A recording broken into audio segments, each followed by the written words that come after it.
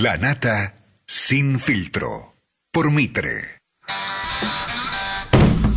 18 minutos pasan de la 1 de la tarde, estamos en HD. Así es, estamos en www.mitrehd.com.ar. Cliqueas de esa manera y entras al estudio de La Nata Sin Filtro. Acordate, estamos en Facebook, @Radio Mitre, a través del Twitter también, y nos podés escribir lanata@radiomitre.com.ar. Todo tipo de declaraciones desde el gobierno hacia el sindicalismo y hacia otros políticos con respecto al paro, algunas bastante desafortunadas, como la de Aníbal Fernández, que llamó a Augusto Timoteo Moyano por Bandor a Moyano. Recuerden, Bandor fue asesinado, ¿no? Sí. Pero aparte hay otra cosa.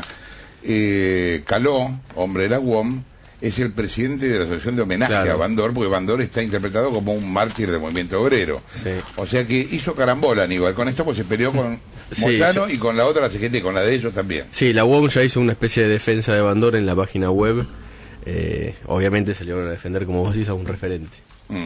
Y raras las declaraciones de Cristina de ayer, diciendo que esto era una especie de extorsión. Bueno, siguieron en la línea de las declaraciones de los funcionarios que venían haciendo durante la tarde, que decían que el paro no era tal, que había sido un piquetazo, que había habido hechos de violencia. Bueno, la presidenta efectivamente dijo lo mismo: a mí no me corre nadie, menos con amenazas. Habló de patotas. Lo llamativo es que en este caso hizo referencia directa. Hasta ahora ella siempre es como muy elíptica cuando le hacen alguna manifestación en contra, y en este caso fue directa, evidentemente más clara que el 8N, ¿no? Sí, no, y habló muchísimo de Barrio Nuevo. Ahora, ¿cuáles serían las amenazas?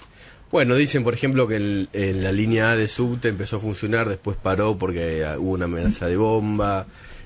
Que hubo las roturas estas. Habló del Tortoni. Nombró al Tortoni. Sí, ella nombró directamente al Tortoni, sí. Bueno, y ahí lo vinculó con Barrio Nuevo. Ya tienen una pelea personal, y hay una cosa que ella no le perdona y quedó muy en evidencia ayer, que fue en una campaña cuando Néstor estaba en la presidencia. Ella viajó en la presidencia, cuando ella viajó a Catamarca, gente de Barrio Nuevo le tiró huevazos y como ella misma contó, le pegó en el pelo, y no se lo perdona. Bien, Oscar Lescano, titular del Sindicato de Luz y Fuerza, dijo que si no hubiera habido piquetes, el paro habría sido un fracaso. ¿Qué tal, Lescano? La Nata le habla, ¿cómo está? ¿Cómo le va, la Nata? Buen día. ¿Por qué está convencido de esto? De que no, ¿usted qué cree? ¿Que la gente hubiera ido a laburar si no hubiera habido piquetes?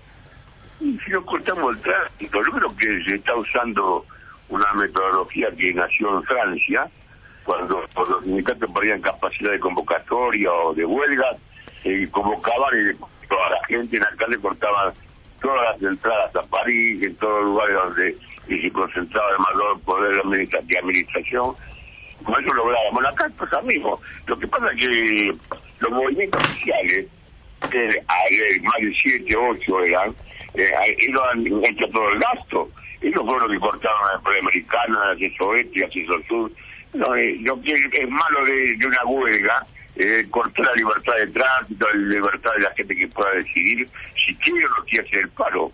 Esto es lo malo de todo. Pero además, bueno, cada cual tiene que su destino, su camino y su estrategia.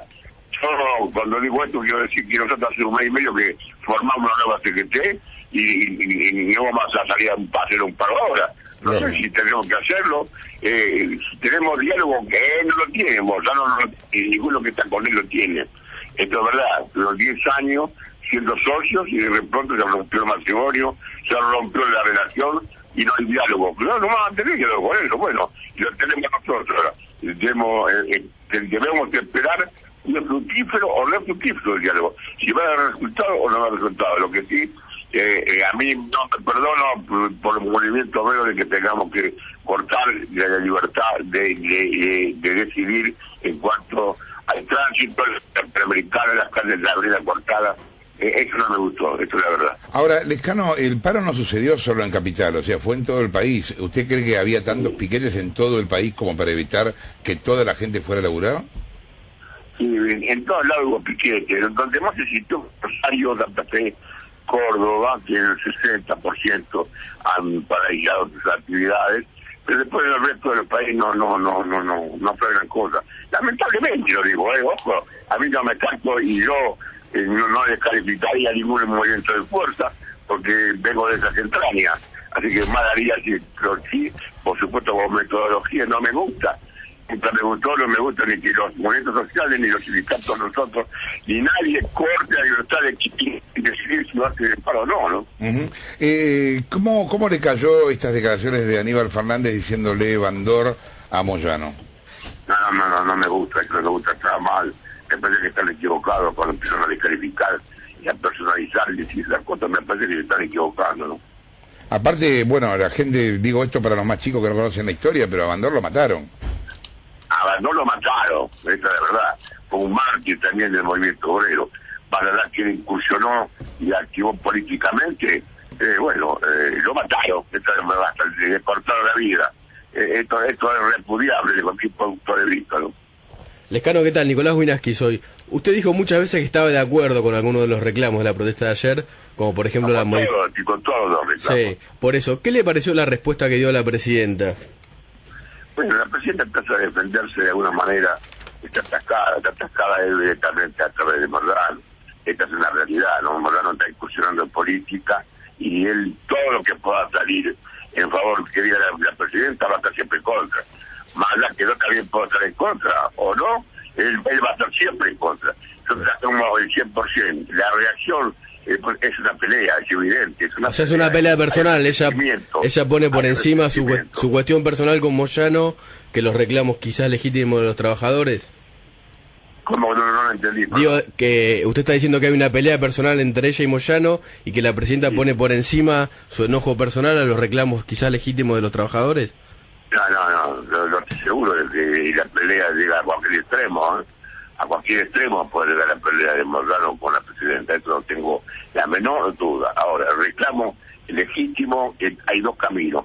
Él se cansó, a lo mejor ese socio, y se agotó, porque mientras él estuvo, estos reclamos existían.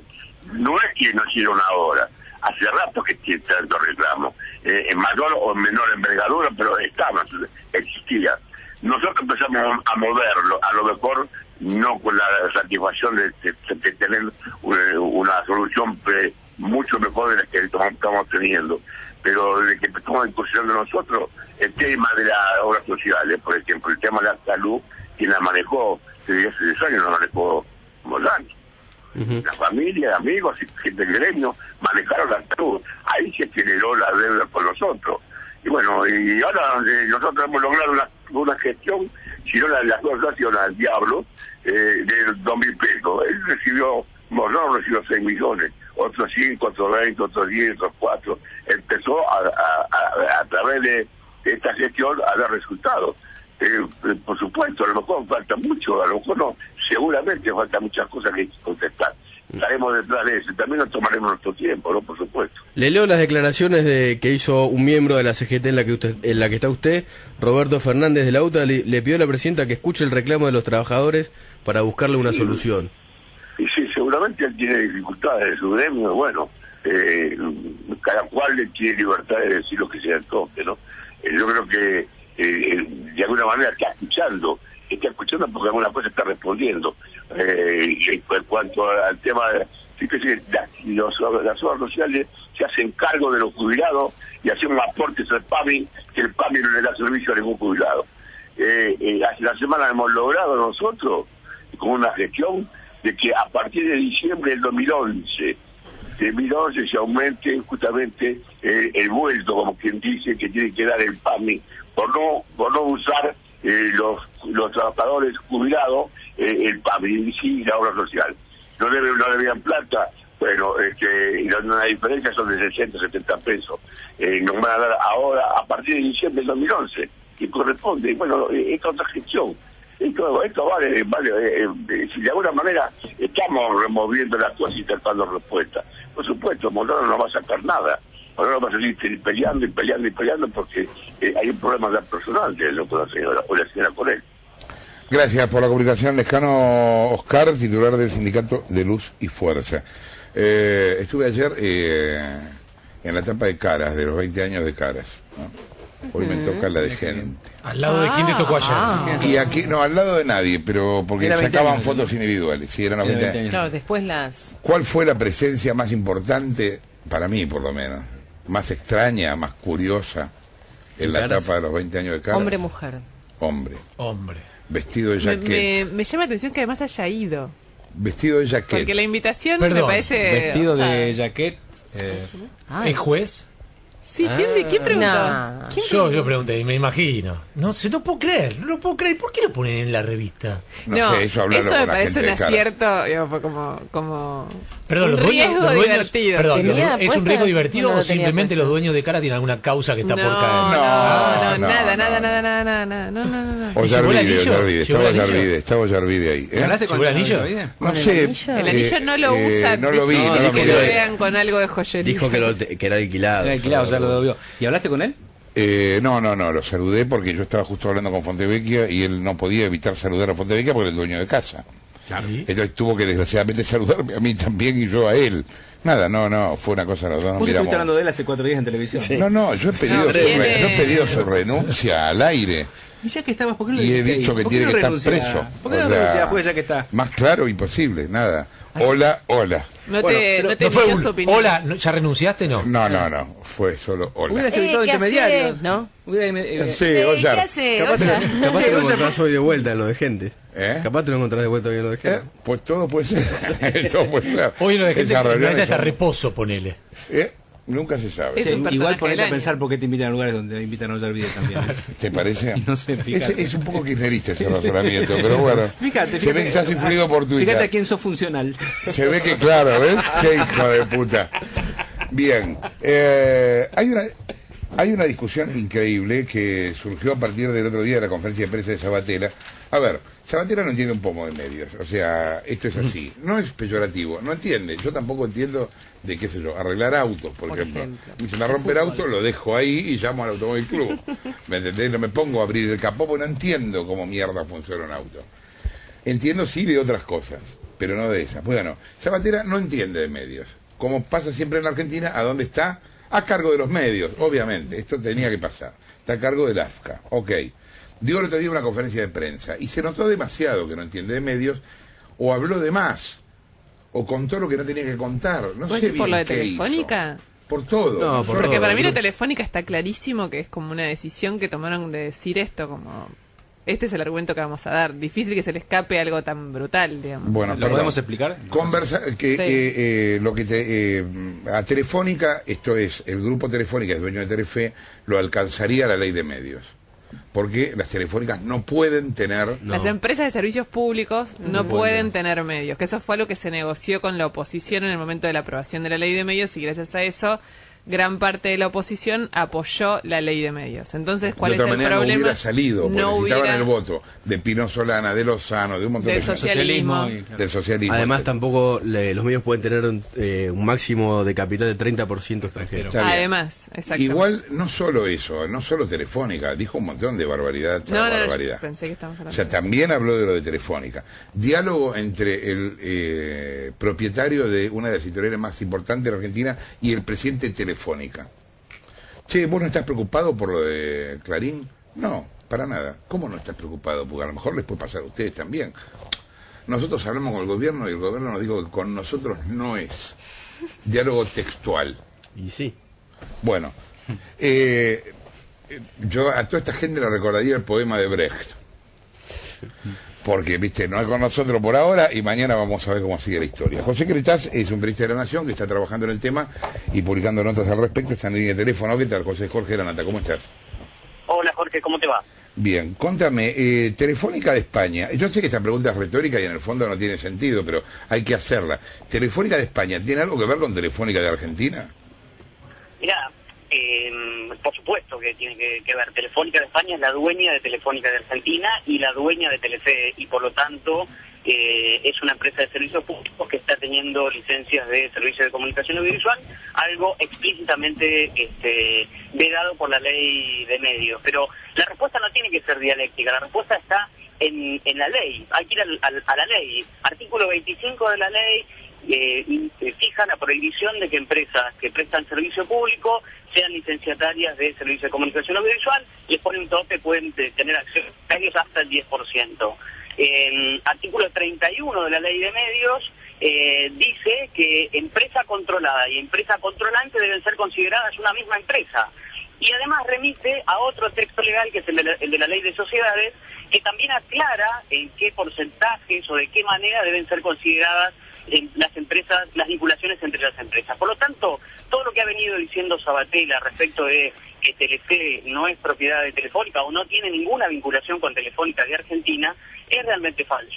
Y está la respuesta en el texto de la ley, y además hay otras cuestiones que, si querés, citas de autoridad, como por ejemplo el subsecretario general de la Presidencia, Gustavo López, hizo extenso y muy fundamentado artículo en su blog, en el que argumenta desde múltiples perspectivas cuáles son las incompatibilidades de Telefe y de Telefónica respecto de la ley de medios, académicos que han apoyado y siguen apoyando el texto de la ley vigente, que dicen expresamente y están dando estas argumentaciones, gente de derecho. O sea, yo no soy abogado y me alcanzó con revisar esos 3 artículos para... Me encantaría, además, porque soy periodista, poder preguntarle a Sabatella cómo se interpretan esos 3 artículos aplicados al caso de Telefe y Telefónica. Sí, incluso, ¿qué tal, José? Incluso Telefónica en su propia web admitía, ¿no?, que era dueña de Telefe. Sí, la cosa quedó ahora en un pequeño, por eso me remití a los artículos de la ley, porque ahora quedó como una cuestión dialéctica de si hablamos de Telefónica de España o hablamos de Telefónica de Argentina. En la práctica estamos hablando de la misma empresa, porque Telefónica de España controla el 100% de Telefónica de Argentina y el 100% de Telefe, y porque la ley dice que controlada y controlante deben ser consideradas una misma empresa, y porque hay más detalle de cómo debe interpretarse eso en la ley de sociedades. A partir de la conferencia de prensa del otro día de Sabatella, quedó cada vez más claro que la ley de medios se va a aplicar, por lo menos, o intentarán aplicarla solamente sobre uno de los grupos. ¿Qué otros grupos, aparte de Telefónica, están en situación irregular? Mira, yo estuve en la conferencia de prensa de ella, le pude hacer una pregunta a Sabatella, le pregunté, lamentablemente éramos muchos periodistas, había mucho interés y no pude volver a preguntar y tampoco había mucho espacio para la repregunta, pero hay un montón de casos que en el espíritu o en la letra de la ley empieza a notarse que el gobierno no está dispuesto a aplicarlo. El caso, bueno, por ejemplo, en ningún momento Sabatella mencionó la palabra telefónica referido a Telefe, como si Telefe fuese una empresa, no sé, que nació de un repollo, ¿no? También titubeó bastante cuando se le preguntó por Telecentro. El gobierno, cuando habla del Grupo Clarín y del caso de Cablevisión, es muy estricto, dice 24 licencias como tope, una licencia por localidad, cuestión de que Cablevisión no puede estar en más de 24 localidades. Pero cuando uno va a la realidad concreta, a los papeles concretos, a lo que pasa, encuentra que empresas como Telecentro, del expresidente de la Cámara de Diputados durante 10 años, Alberto Pierri, que funciona con una sola licencia en un montón de localidades, en más de 30, ¿no? Por lo tanto, ahí hay una cuestión. Y uno se empieza a analizar o a encontrar montones de casos. El mismo Telecentro tiene otras incompatibilidades, como por ejemplo el hecho de que superpone en una misma zona geográfica un servicio de televisión paga por... Hola, José. Hola. Bueno. Hola. Bueno, se cortó la comunicación. Decíamos que fue parte de la negociación política para poder aprobar la ley, haber negociado con los partidos de centro-izquierda el tema de la inclusión de empresas de servicios vinculado al tema de los canales de aire o no. Y está en línea de teléfono Claudio Lozano. ¿Qué tal, Claudio? ¿Cómo estás? Jorge Lanata. Claudio.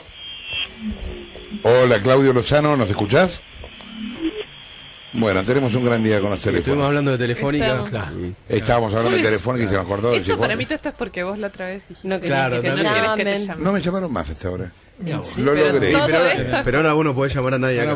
No, claro. bueno, teléfonos. ¿Cuál es la situación de las empresas que además son contratistas del Estado? Por ejemplo, electroingeniería. ¿Cuál es la situación? Porque no te quiero mentir, si querés ahora ya consultamos con un especialista, pero tengo entendido que la limitación es para las prestadoras de servicios públicos. Servicios públicos, no contratistas del Estado. No contratistas del Estado. Se puede ser contratista del Estado, conseguir grandes negocios del Estado y además tener un medio que si vos decís, bueno, soy contratista del Estado y consigo grandes negocios del Estado, probablemente de hecho, el medio haga algún tipo de... Pero esa es la idea cuando privaticen al resto de los medios, que privatizarlo con empresarios amigos, si no, ¿con quién carajo lo van a quién se lo van a vender?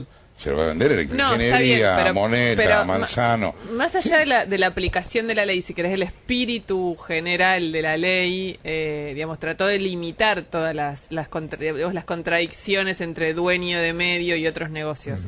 En este caso específico, preferiría que ahora lo consultamos y después lo explicamos al aire, pero lo de servicios públicos era básicamente por eso, porque además en aquel momento había una discusión muy grande sobre el tema de que, digamos, de las empresas de servicios públicos pudieran tener también acceso a los medios de comunicación, y eso fue lo que se limitó. Ahora, cuando Lozano salga al aire, el seguro que nos va a poder explicar por qué las de las contratistas no están. Sí, igual el espíritu de la ley es una cosa y la aplicación es otra. Es que y las leyes se definen por su aplicación, no por su espíritu. Porque si es por el espíritu, la Constitución es Disneylandia.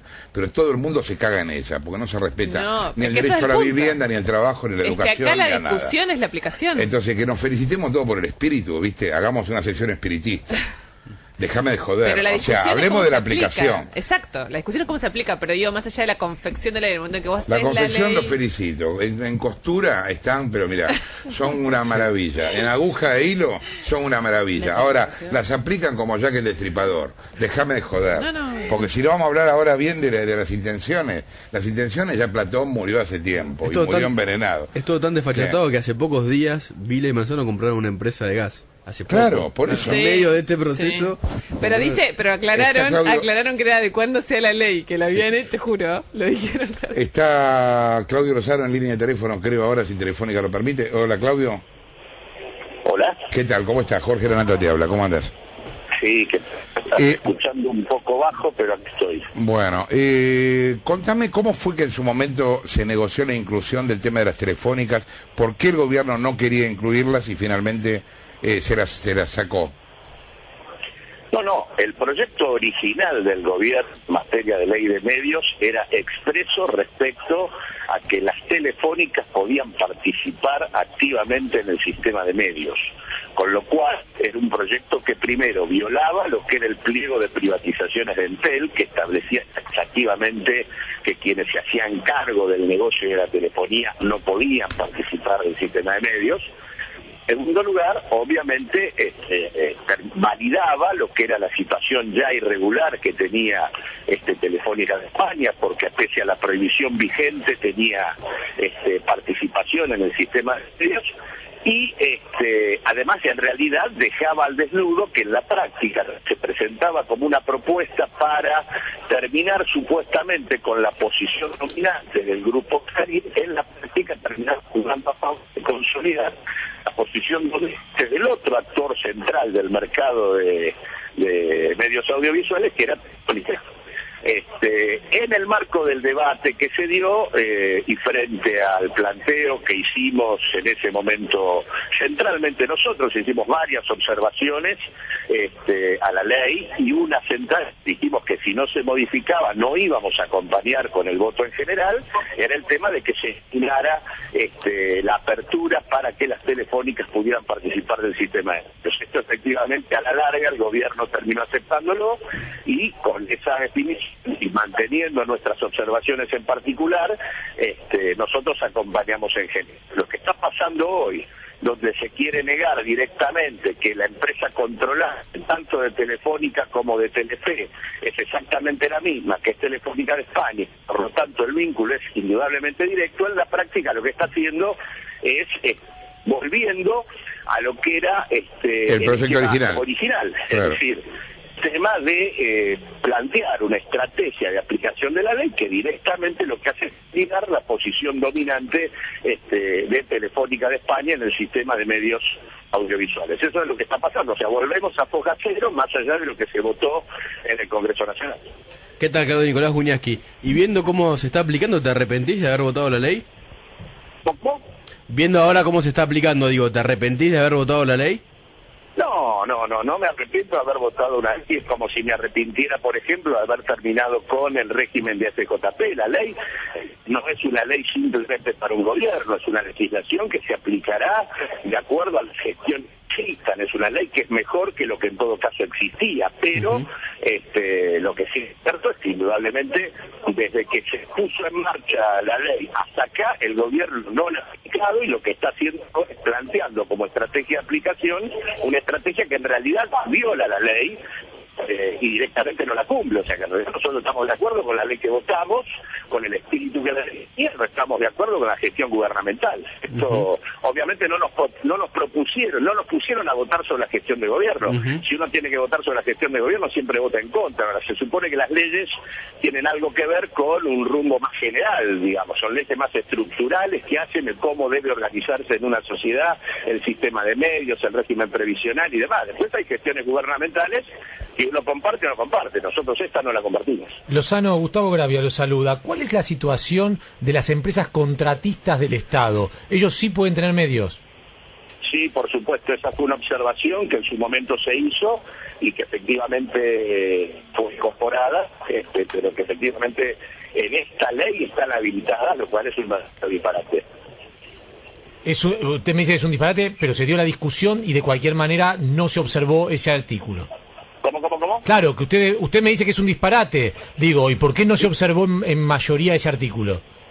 No, se observó ese artículo, como se observó también el tema de la autoridad de aplicación, que por otra parte para nosotros es el tema de fondo. Acá para nosotros la autoridad de aplicación tenía que ser un ente público de carácter no estatal, con representación de instituciones del conjunto de la comunidad, universidades y demás, y con el Poder Ejecutivo en minoría.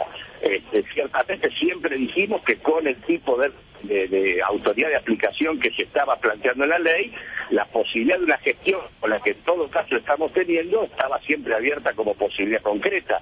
Me parece que en ese sentido fue de las observaciones que se hicieron en ese momento y que además violaban algo que era clave, que eran los 21 puntos de la coalición por la radiodifusión democrática, en donde uno de los temas de fondo era reemplazar el CONFER por una autoridad pública efectivamente representativa de las voces del conjunto de la comunidad y no subordinada al Poder Ejecutivo. Pero no es raro que terminan sacando una ley en la cual ustedes en muchos puntos parecen no estar de acuerdo y que fundamentalmente, si bien es una ley que a futuro puede ser utilizada por otros gobiernos, en principio ustedes sabían del riesgo que se corría en aplicación concreta de esa ley en la actualidad.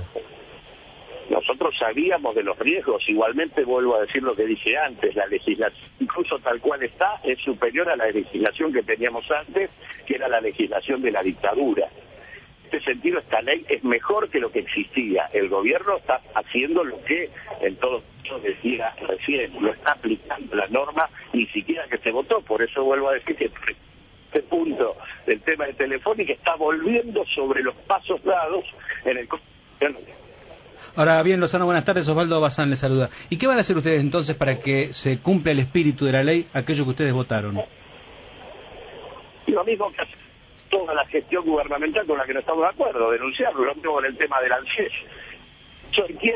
Digo, pero después de haber votado un espíritu, lo único que pueden hacer es denunciarlo. De fondos, de las administradoras de fondos de jubilaciones y pensiones, podría estar planteando la discusión en serio del 82% móvil.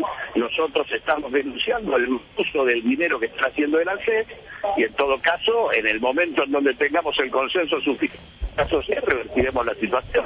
De hecho, es de lo que se trata. Y en realidad, además, tiene sentido igual que uno vote de manera positiva, porque lo que queda es un flujo permanente de fondos que antes no tenía el Estado y que ahora lo sigue teniendo. Y en ¿por qué tiene sentido? Porque la legislación que queda parada para cualquier gobierno que la quiera aplicar es mejor que la que existía anteriormente. Gracias, Claudio, por la comunicación. Claudio Lozano, quien hablaba, contando esta negociación del artículo de las telefónicas. 13:46. La nata sin filtro. Por Mitre. Inicio de espacio publicitario. La nata sin filtro. Por Mitre. El rencor. 13:53. Vamos a escuchar el comentario de Luciana Geuna. Sí, vamos a escuchar los comentarios que Adelante, están dejando en el Facebook acerca de Luciana Geuna. Habla Geuna. Ella está hablando de Pablo Rago. Bien. ¿Qué decías? No, que hay una foto de Luciana en el Facebook y están llegando un montón de comentarios que en un ratito les cuento cuáles son. Bueno, viene con suspenso. La Argentina tiene la cuarta mayor inflación del mundo. Disputa el liderazgo en materia de aumentos de precios con Sudán del Sur y Bielorrusia. son fáciles, en cualquier momento los pasamos. En fútbol sí. Un informe del Banco Ciudad precisó que en octubre los precios volvieron a acelerarse con un alza del 1,8% y de esta manera se acercaron a el 25% anual. Federico Sturzenegger, presidente del Banco Ciudad, en línea de teléfono. ¿Qué tal, Sturzenegger? La Nata te habla, ¿cómo estás? ¿Qué tal, Jorge? ¿Cómo estás? Buen día. Bien, contame, ¿cómo es este estudio que hicieron?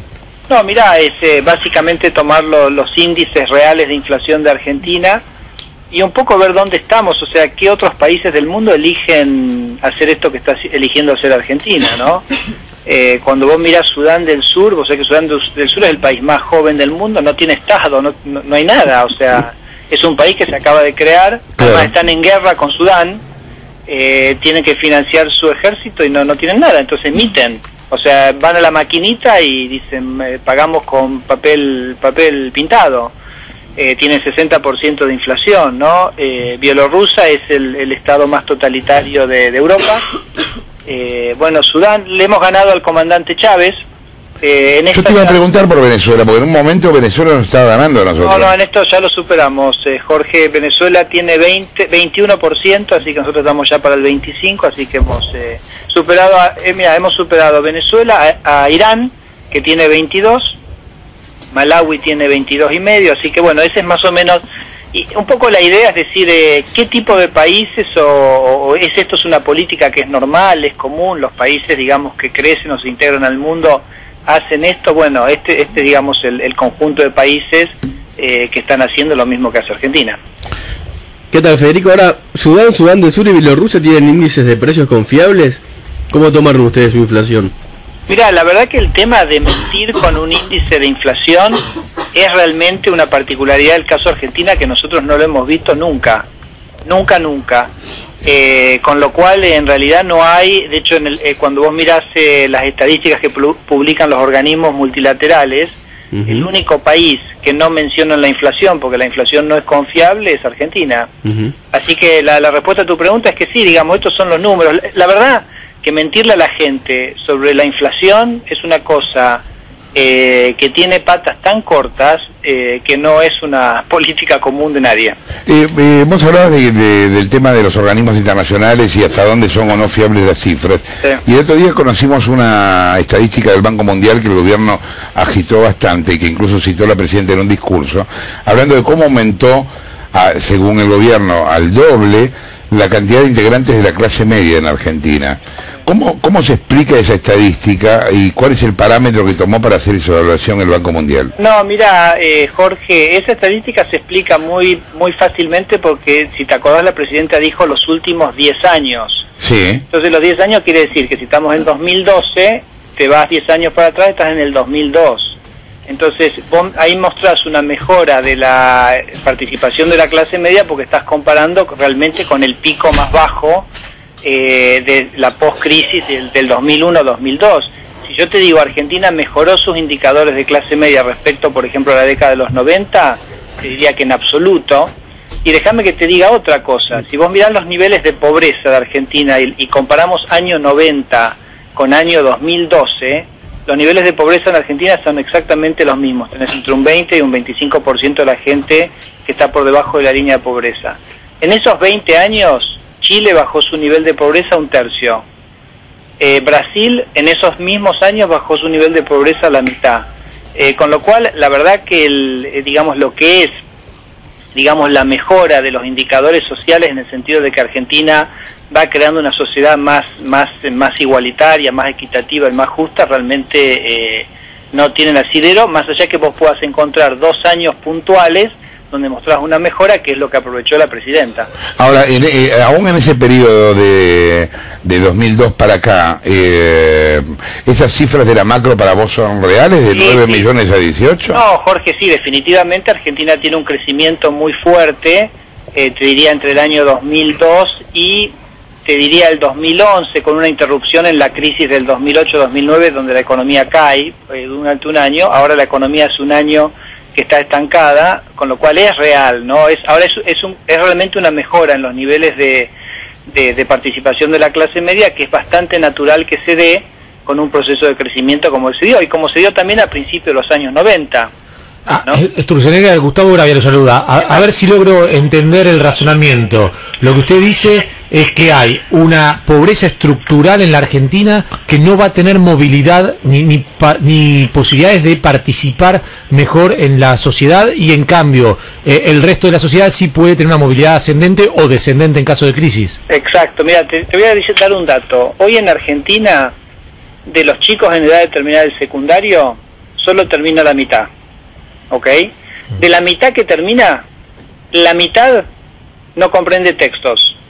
Entonces yo te pregunto, ¿ese es un país que está generando posibilidades de movilidad social ascendente para el futuro? De ninguna manera.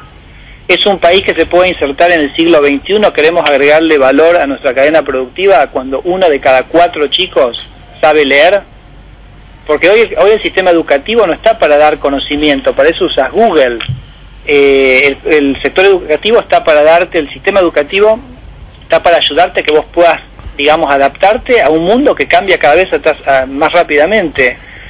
Entonces, sí, igual, Federico, ahí hay otra discusión que tiene que ver con la eficiencia del gasto, porque es cierto que el gasto en educación subió mucho, pero evidentemente no sirve para, o sea, subió pero se está gastando en no entiendo qué. Mira, totalmente. Si vos mirás, por ejemplo, el estado de Pernambuco, en Brasil, que es el estado que más mejoró sus niveles educativos en los últimos 10 años, ellos hicieron un esquema que fue el siguiente: se le pagaba muy poco a los maestros allá.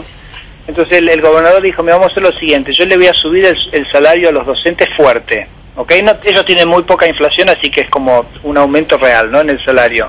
Pero ¿saben qué? Les voy a exigir resultados. Yo les voy a subir el sueldo si ustedes me garantizan, digamos, que hay más chicos que se gradúan, que en los exámenes a los chicos les va mejor.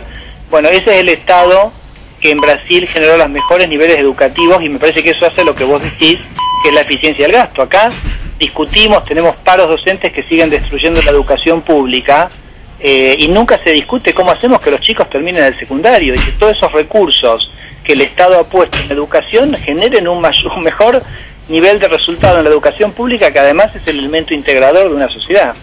Vuelvo al tema de la inflación, sí, antes de despedirte.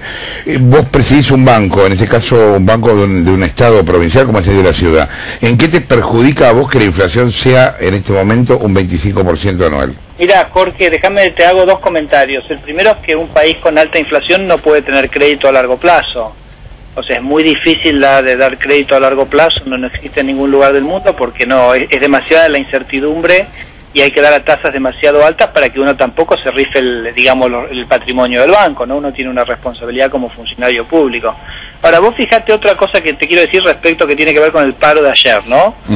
El paro de ayer fue en gran medida, por supuesto que fue en contra del gobierno, pero una de las excusas que se dio, uno de los motivos, más que excusa, motivos y genuino, es la no indexación del mínimo no imponible del impuesto a las ganancias, ¿ok? Sí. Vos imaginate que se indexara el mínimo no imponible, ¿ok? Bueno, eso por supuesto le devolvería a los trabajadores muy legítimamente un cierto nivel de recursos, ¿ok? Le devolvería, no le cobraría tanto impuesto. ¿Sabes cuánto le está sacando el gobierno a la gente en términos de inflación? 10 veces más que lo que sería la actualización del mínimo no imponible. Y de eso nadie habla. O sea, la inflación es un impuesto que lo pagan los más pobres. Sí, que lo pagan todos, obvio. Lo pagamos todos. Nadie habla de la inflación, nadie habla del IVA, Jorge. O sea, se habla del impuesto a las ganancias y nadie habla del IVA, que es el impuesto que también lo pagamos todos los argentinos. Lo paga la persona que va a comprar... Sí, la más pobre y la más rica paga lo mismo. Exacto. Sí, claro. ¿Y cómo puede ser que estemos discutiendo el impuesto a las ganancias y no estemos discutiendo el IVA y sobre todo la inflación? Que ya te digo, estamos hablando de 10 veces el monto de recursos que de alguna manera se ponía en juego en la protesta de ayer. Gracias por la comunicación, Federico Sturzenegger, quien hablaba, presidente del Banco Ciudad. 2 minutos, pasan de las 2 de la tarde, señores. Esta hora Mitre informa primero.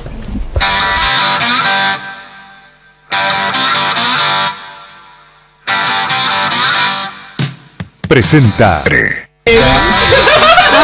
Ay, Dios mío, qué lindo que va a estar pasado mañana, ¿no? A ver, ¿cuáles son los comentarios del pijama de... Ay, están llegando los comentarios. Me vine en batón. Dice Liliana, re lindo el vestido, ideal para este día caluroso, aguante bárbara.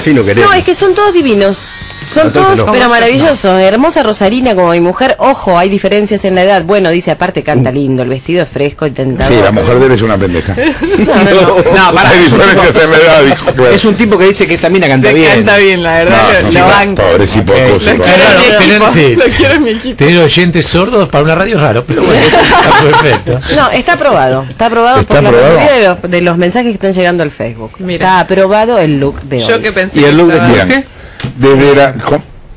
Claramente Jorge y yo estamos para el verano, estamos para un El look de Martín. Jorge Estamos para el verano, estamos para el decapotable. Claro, exactamente. Para la cachetada. Vinimos con el Jaguar, lo dejamos acá en la puerta. Perdón, Bien. vos en Las Vegas, te digo una cosa, en Las Vegas no te dejan entrar a una mesa. Ahí está la foto en el con H eso. de la camisa Hijo florida. de puta. Bueno, escuchá, ¿estás en la sala de guardia o no estás? Hoy hablas de qué hablas. No, hoy teníamos, se había contado ayer que habían salido 2 fallos judiciales que prefería leerlos antes de explayarme sobre los mismos, los leí, así que les voy a contar qué es lo que decidió la justicia sobre cuestiones que tienen que ver con el deporte y administración deportiva. El primero es un fallo sobre una lesión deportiva, nuevamente. La Corte Suprema ayer determinó que un jugador de rugby que fue lesionado hace ya 17 años en un partido que jugaban 2 equipos de Córdoba, hizo una demanda civil. El chico, que en aquel momento tenía 17 años, se llama José Bustamante Sierra, quedó cuadraplégico por la lesión que recibió, una severa lesión cervical cuando se hacía una formación de scrum. Para los que no conocen, en el rugby la formación de scrum es cuando tiran la pelota del medio, están todos como si fueran abrazados, digo, para explicarlo a grosso modo, y tienen que chocar para tratar de sacar la pelota para atrás. Bueno, el chico sufrió una lesión en un partido de rugby de unas características muy graves, de hecho quedó cuadraplégico, y la familia le hizo una demanda civil al club en el que él jugaba, a la Liga Cordobesa, que era la organizadora de ese torneo, y a la Unión Argentina de Rugby, que es la entidad madre de todos los torneos de rugby en la Argentina. La demanda la había perdido en segunda instancia en Cámara, apelaron ante la Corte Suprema, y la Corte Suprema le dio la razón a la familia. Yo insisto que es un tema muy espinoso. Es el segundo fallo de estas características que se da este año. Había contado unos meses atrás que un jugador muy famoso de Argentina, que se llama Mauro Camoranesi, que hoy juega en Racing, que salió campeón del mundo con Italia, también lo dieron como culpable de una lesión que había cometido hace 14 años atrás en un partido de fútbol en Mar del Plata. El jugador al que él lesionó no pudo volver a jugar al fútbol y él tuvo finalmente que indemnizarlo con 200.000 pesos. Ahora la demanda civil, la verdad es que yo no tengo el monto en cuánto tienen que indemnizar a esta familia. ¿Qué es lo que dice el fallo? Que el chico no estaba preparado para jugar en esa posición, y que el técnico, ante la falta de un jugador que estuviera en esa posición, le dijo: che, te necesito jugando de hooker, te necesito ir en el scrum, aun cuando el chico físicamente no estaba preparado para eso. Y el chico aceptó, bajo su responsabilidad, dijo: sí, ¿dónde hay que ponerse? Yo juego. Y se produce la lesión. El fallo de la Corte dice que la decisión del chico de asumir igual el riesgo de decir: voy a jugar en una posición que no es mía, de cualquier manera no exime de responsabilidad a todas las otras partes. Insisto que es un fallo de una lesión deportiva y que me parece que va a traer mucha cola, porque va a judicializar todas las lesiones deportivas que se produzcan de aquí en más. Se supone que, ¿por qué se supone que eso es un, digamos, que le iba a pasar algo, es un deporte?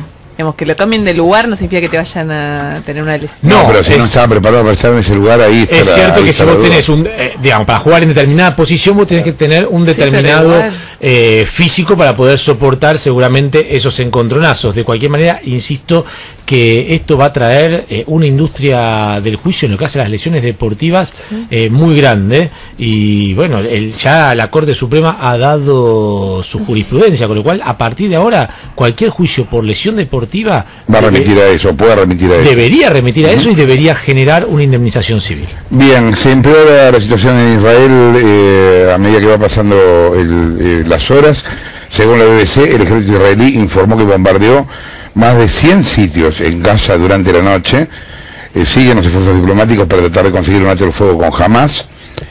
El ejército israelí dice que la mitad de los blancos eran lanzacohetes subterráneos. En los ataques fueron usados aviones de combate, helicópteros y buques de guerra. destruyeron un edificio gubernamental en la ciudad de Gaza. Israel dice que es un centro de comando de Hamas. En Tel Aviv hubo un atentado en un colectivo que dejó 17 heridos y ningún grupo armado se adjudicó el ataque. Hamas dijo que es una reacción natural ante la agresión israelí en Gaza. Y está en Jerusalén Sergio Yani, que es periodista en línea de teléfono. ¿Qué tal, Sergio? Jorge Lanata, Buenos Aires. Hola, buenas tardes. ¿Cómo está la situación ahí en este momento? Bueno, hoy, por más de que hubo un ataque en Tel Aviv contra un colectivo, la situación está más tranquila de lo que fue ayer o antes de ayer.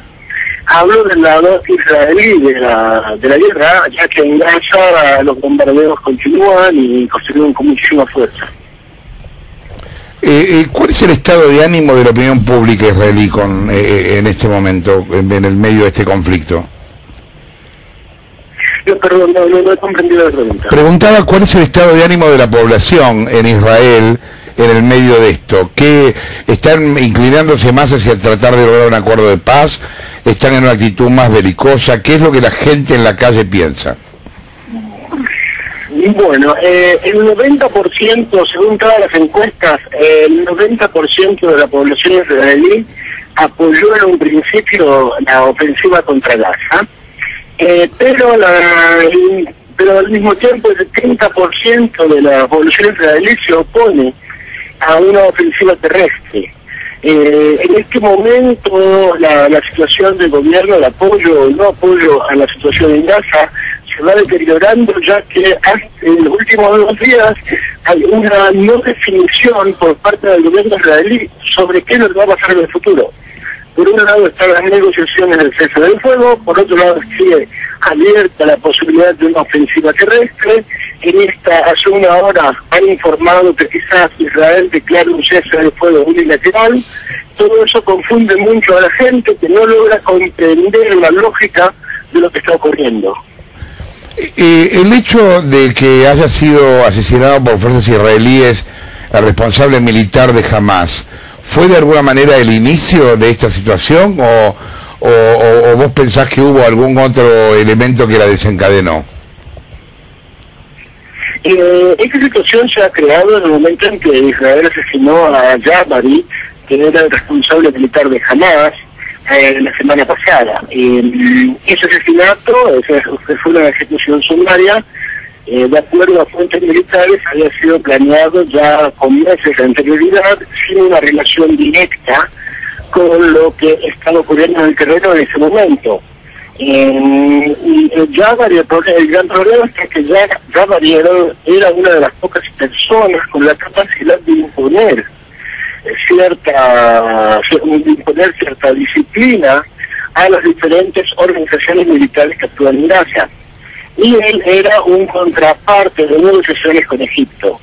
Es muy difícil saber qué va a ocurrir ahora en el futuro sin la presencia de Jabari, sin la presencia de una figura capaz de imponer disciplina a las diferentes organizaciones armadas en Gaza. Y por esa razón tendremos que ver de qué manera, si Israel hoy esta noche declara un cese del fuego unilateral, de cómo se va a desarrollar eso. O sea que, en tu opinión, el asesinato de este militar palestino, lo único que hizo fue favorecer a las facciones más ultras del propio país. Pero más que nada, el asesinato, más que favorecer a ella, simplemente ha aumentado el caos, creando una situación de incertidumbre falsa de referentes para poder salir de la crisis. Te hago una pregunta. Bueno, Israel no reconoce la existencia del Estado de Palestina, pero si uno piensa que Palestina es un Estado, ¿el responsable militar de Hamas sería en un Estado el equivalente al ministro de Defensa? Bueno, uno es que no existe un Estado palestino. Israel sigue siendo el poder ocupante tanto en Cisjordania como en la Franja de Gaza. No existe tal cosa como Estado palestino. En este momento hay diferentes teorías palestinas de qué manera se podría establecer ese Estado. Por un lado está la política de la autoridad palestina en Gaza, que habla de negociación con Israel, que no ha llevado a nada. Por otro lado está la política de Hamas, que dice que la única manera de el único camino de la independencia es la lucha armada. Israel se niega a negociar tanto con uno como con el otro, llevándonos a una situación de impasse. El tema del derecho, el legítimo derecho a la autodefensa, es un tema complicado acá, porque hemos visto que ninguna de las partes, tanto la parte palestina como la parte israelí, puede imponer su voluntad. Yo creo personalmente que existe una necesidad de una intervención profunda de terceros para que ambos pueblos puedan vivir acá, consistir en cierto momento de paz. Gracias por la comunicación, Sergio Osbani, quien hablaba, periodista, está en Jerusalén. Bueno, hablando de la situación en Israel, 2:20 de la tarde, Osvaldo Bazán. Hoy comienza el Festival Buenos Aires Jazz, que es el quinto festival nacional e internacional de jazz en la ciudad de Buenos Aires, de hoy hasta el próximo lunes. Es así de importante como los otros festivales que tiene la ciudad, pero como el jazz tiene un público un poco más acotado, por ahí no tiene tanta difusión. Lo cierto es que empieza hoy en la usina, en la usina del arte. Sí. Van a haber varias sedes. Algunas de las más interesantes es, por ejemplo, ahí en Recoleta, en el Centro Cultural, arriba, en la terraza, va a haber funciones gratis desde hoy hasta el próximo lunes. Por ejemplo, Javier Malosetti va a tocar este fin de semana. Mira, es bueno. Es muy bueno Malosetti, sí. Y es, digamos, de los más conocidos a nivel local.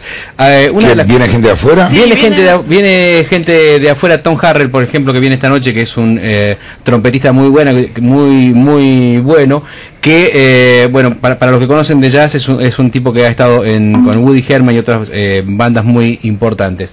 Sí, podemos decir que algunas de las actividades son pagas, no todas son gratuitas, y una de las características que tiene este festival, distinto a casi todos los festivales del mundo, es que tiene una serie de una sección que se llama Cruces, en donde músicos extranjeros tocan con músicos argentinos en algo así como en improvisaciones. El jazz es mucho de eso, ¿no? Sí. Tanto en Notorious se va a dar esto como en vinilo. Ahí sí, en general estas sí son funciones que son pagas, y el gran cierre es el próximo lunes también ahí en la usina del arte, con una banda brasilera que es muy interesante, que es el cierre, que es quizás una de las bandas más interesantes de jazz de Latinoamérica. Otra de las cosas que va a haber es además una serie de cine y jazz, que también se va a poder ver ahí en el Centro Cultural Recoleta, con algunos encuentros como, por ejemplo, Charlie Mingus tocando en Montreux, Keith Jarrett tocando, haciendo improvisaciones, bueno, todas cosas que se ven así muy específicas para gente que le interesa el tema. Porque son como documentales de...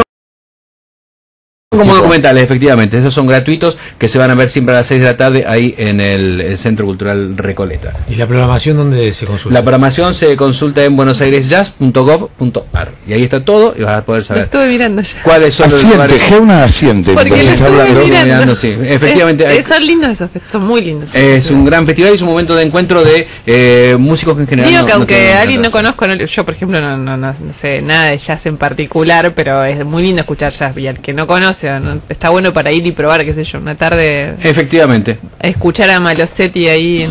Eso va a ser el fin de semana. Recoleta. En la terraza, al aire libre. Un lindo plan. Es el quinto año que se hace el festival. ¿Te interesa tener a Geuna así como ratificando, ¿no?, tus comentarios? No, pero vos decís, no veo la película de Sorín, y Geuna dice, es que no puedo hablar de lo que viene de la corte con acceso a la información, le comento lo de jazz. Pero Geuna hace lo mismo tanto cuando habla Gravia cuando habla con me interesa. Habla Gravia, se mete a decir cosas sin saber mucho de fútbol y nada, pero ya habla porque es central. Hablo yo y ella habla, no importa. Cuando habla de cuestiones judiciales, nadie habla porque no me escuchan. Es cierto, porque nunca me escuchás. Si te venís vestida como con el Heidi limpiando. Es difícil escuchar a una persona en camisón. Esto te lo digo. Lamento decírtelo de esta manera. Te escuchamos, Geuna. Queríamos contarnos. Y quiero escuchar después la opinión de Gravia y de Bazán al respecto de lo que digas. Hay una deuda, si se quiere, institucional importante de este gobierno, que es la falta de aprobación de la ley de acceso a la información pública. Lo único que hay es un decreto, que es el que rige hasta ahora todos los pedidos de acceso a la información pública, para que entiendan más o menos de qué estamos hablando. Por ejemplo, si ustedes quieren saber cuánto se gasta en un tema en especial en cualquier área del Estado, tienen derecho a pedirlo, digamos, por decreto, citando un decreto. Tiene que haber una ley que regule eso, que en un principio parecía que Cristina la apoyaba, cuando yo Cristina era legisladora. Explícitamente ella dijo que le iba a aprobar, después fue pasando y todo lo contrario, el oficialismo lo fue obstruyendo en el Congreso. En paralelo hay muchas organizaciones, ONGs como ADC, que se encargaron de ir litigando por el tema. Cuando tenían bastante una teoría sobre esa ONG que no sé si quiere prestar para... No, es de Bazán, es de Gravia. Que la yo tengo teoría de problema Gravia. en que la diga. No.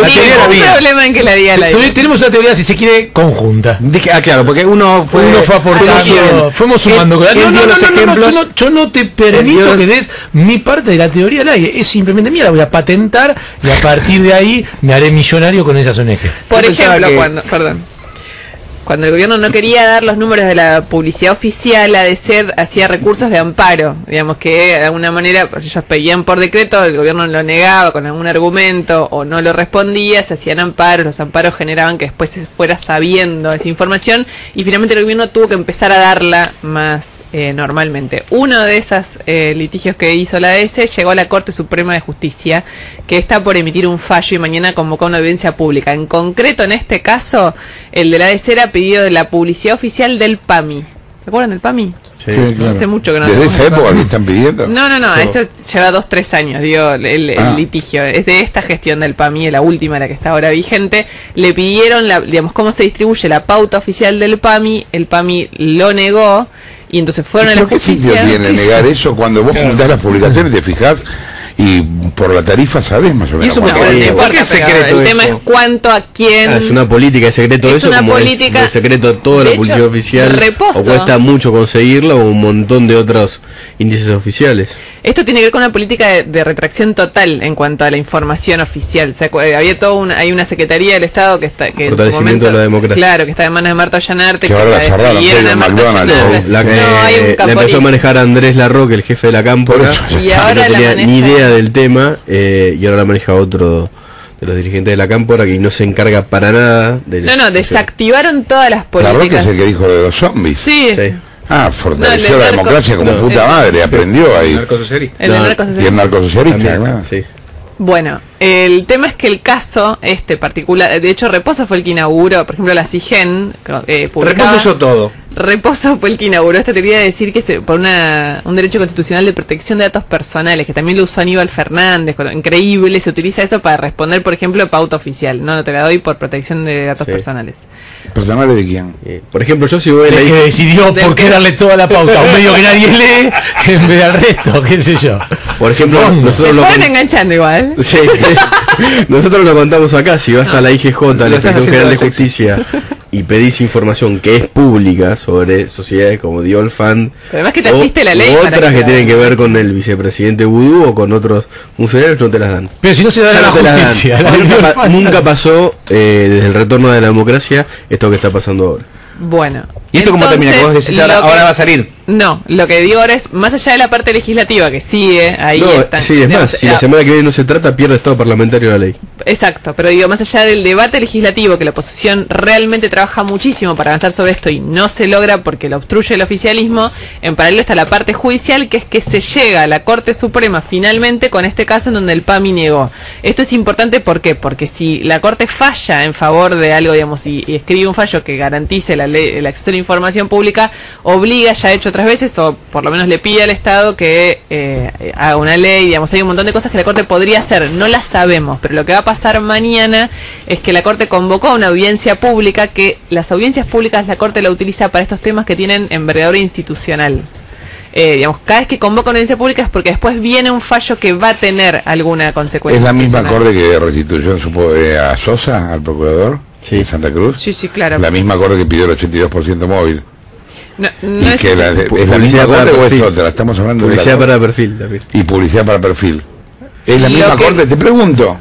Sí, bueno, ¿qué nada, está bien, okay. Ni la haga la conferencia mañana, pues al pedo. No es una conferencia. La Corte está dibujada. Es una o sea, el fallo está totalmente dibujado y la Corte está dibujada. No estoy de acuerdo, pero déjame terminar la idea, por favor. No sé quién me va a ayudar. No, lo que quiero decir es que vos tenés que respetar los actos de envergadura y ahora vamos a hablar de la envergadura.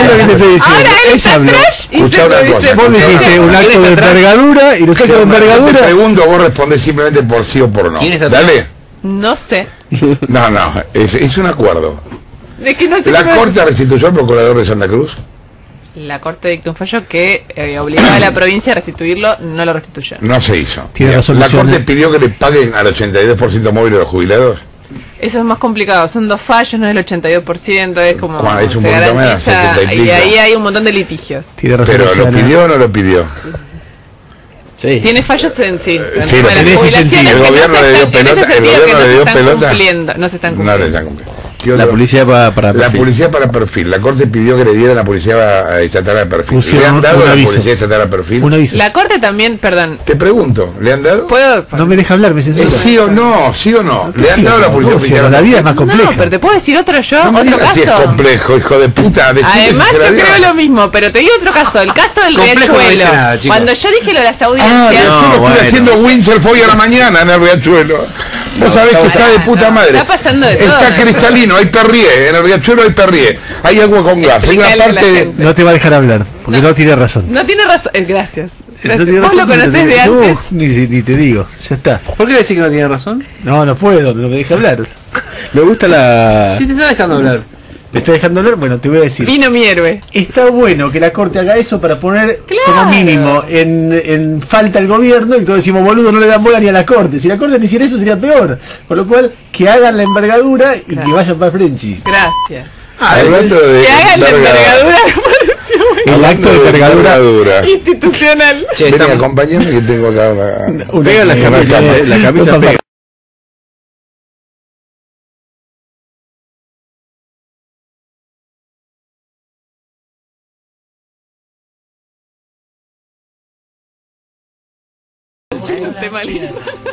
Bueno, ya que estamos escuchando música, vamos a hablar de Esta no la música. sabes.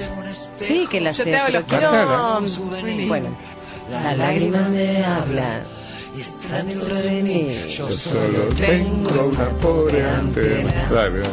Que el pasado mañana, viernes 23, vienen los nocheros, ¿eh? Recuerden, sí, recuerden, 13 horas, los nocheros en La Nata Sin Filtro.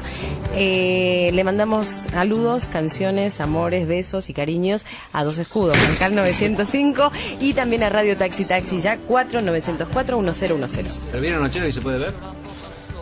¿Se puede participar de eso? ¿De qué? De lo que Es viene con nocheros. gente. ¿Es con gente? Nochero sí, pero está agotado. Ah, ¿ya está? Está Sold out. agotado. ¿No hay segunda función? Sold out. Ah, entonces lo pueden ver el viernes que viene en TN, mi programa de... ¿Podemos revender entradas ¿A qué hora? argentinas? Sábado a la tarde. En la agenda abierta. Viernes, ¿A qué hora? Agenda Nacional, viernes Eso, 23 Agenda horas, Nacional. sábado 3:30 y 16:30. Hizo un chivo el Festival de la Chaucha. Agenda Nacional. Por si no lo Ya que escuchan el estaba. viernes.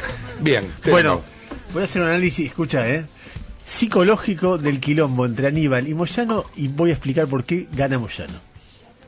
A ver. Moyano desde pibe está acostumbrado a ser feo, sucio y malo, a que le digan de todo, a agarrarse a tortazos, a que nada, no le llega nada, está en el barro y reparte barro y va, y el barro viene, el barro va, y es parte de su vida. Hasta le divierte decir que me vengan a buscar, yo no voy a ir en un baúl, el felpudo ese de gozo, etcétera, etcétera, etcétera. Aníbal se equivocó, porque Aníbal era así. Aníbal, qué sé yo, ¿qué es? Es un dirigente mediano del PJ, Tirando chiquito. tirando chiquito, más bien trepa. Sí. Entonces que cuando que está Menem es menemista, está Dualde dualdista, hay dos piqueteros muertos, te dice, sí, pobre, los pibes se mataron entre ellos. Bueno, es eso, es el clásico que empieza con Abasto y con Pierri, se profuga la justicia y después... El problema es que un día le pasa lo de, salvando las enormes distancias, pues no tiene esa jerarquía, lo del personaje del Padrino en la 3, cuando el tipo dice, bueno, ya está, las hice todas y quiero blanquear. Y quiero que el Vaticano diga que mi apellido es limpio. Y entonces, por un momento, con esta historia de la pelea contra Manieto, el tipo empezó a pensar que por ahí era Jaureche. Y lo estoy jodiendo. Realmente... ¿Vos decís que se lo creyó, Por eso? supuesto que sí. ¿En Bueno, serio? escribió los libros. Escribió los No libros. los escribió uno que Bueno, se llama está bien, Caramelo. pero ahí, se bueno. empezó a sacar fotos Le con... puso la firma a él. Se empezó a sacar fotos con Caramelito. militantes jóvenes, empezó a dar charlas por todos lados y era recibido como una especie de nuevo teórico de no sé qué envergadura y todo ese tipo de cosas. Y lo que está defendiendo ahora es algo que sí le importa. Y en esa pelea, cuando te decide todo, si te importa, y además la posición que defiende, igual que la del Padrino, es tan ridícula. Pues dice, flaco, las hiciste todas, estuviste en todo, aplaudiste como loco a Menem, aplaudiste, bancaste el A zona Dualde, liberada, a todo. todo, hiciste todo, y de repente te transformaste en Jauretche y corres por izquierda al mundo entero, es claro que eso no va. Pero hubo un periodo en el que el tipo se sintió una especie de prócer. Que dijo, bueno, se olvidaron de todo lo que hice y soy prócer. Y el otro agarra los cachos de barro y le tira pum, pum, al monumento al prócer. Y nada, está diciendo, miren, es Aníbal, no es Jauretche. Y a Aníbal le importa eso, entonces se enoja. Está llamando a Aníbal. Te está llamando a alguien. Ah, sí, está sonando esto. Sí. A ver. Perdido, no se dio cuenta. Hola. 2 hipoacúsicos tenemos Aníbal. ahora como oyentes. No, no es Aníbal. ¿No es? Era buena mujer. Así que en esa pelea a Moyano no le importa nada y se divierte y el otro lo está sufriendo. Por eso lo provoca. ¿Vos decís que Aníbal lo sufre? No tengo duda que Sí, está, claro. está totalmente fuera de sí. Es decir, si el tipo pica con infocamioneros. No, a mí eso me pareció muy fuerte, pero bueno, Este, después se picando fue a hoy. dormir y se Hoy sigue olvidó. picando. digamos. Hoy sigo Lo del picando baúl, nuevo. lo del baúl. Lo único que a Aníbal le ¿Viste? preocupa es que Es no lo del digan que baúl, estuvo que estuvo prófugo. prófugo, A sí. mí me hizo una demanda por Claro. ese Lo tema. sé. Porque yo dije que estuvo prófugo. Él no quiere que se recuerde que estuvo prófugo. Sí. Y ya Y yo está. me prometí a mí mismo, me voy a morir diciendo Aníbal prófugo. O sea, Es la es lo tumba último de que yo Aníbal. voy a Yo me acuerdo decir. y te traje la Antes nota de vos. luz más ¿De luz, verdad? o muero contento por haber venido, voy a decir Aníbal prófugo. Y voy a quedar muerto, ¿me entendés? ¿Te acordás que te traje eh, la nota de aquel momento que le hizo Tenema en página 12? sí, me acuerdo. Yo lo conocí Donde él cuenta... cuando acaba de salir de la Sí, portuguesa, claro. lo conocí. Sí, no cuenta- existe la palabra prófugar. Te pido por favor decir, La profugancia. Llamémoslo a Manuel Amor y no preguntémosle existe, no si existe. La Yo la nota- busqué en el diccionario. La no nota, existe. si tus últimas palabras van a ser para Aníbal, Sí. buscate otra cosa. No. Le está dando Quiero mucha que me sueltes importancia. para- ¿te parece? Sí. A mí me parece que con la camisa que tiene puesta puede ser esa. No, la no, yo te palabra voy a sin decir una ningún cosa. problema. Si vas a hablar de la calle de compuesta, ya que estamos en la cama, te voy a contar sacámela. una cosa que es muy graciosa. Rompela. Perdóname. No es una crítica lo que te voy a hacer. No es una crítica porque es una descripción. Estás muy puto. Hablando del tema, pero... Oppan Gangnam Style. Gangnam Style. Presenta Amargos Marolio.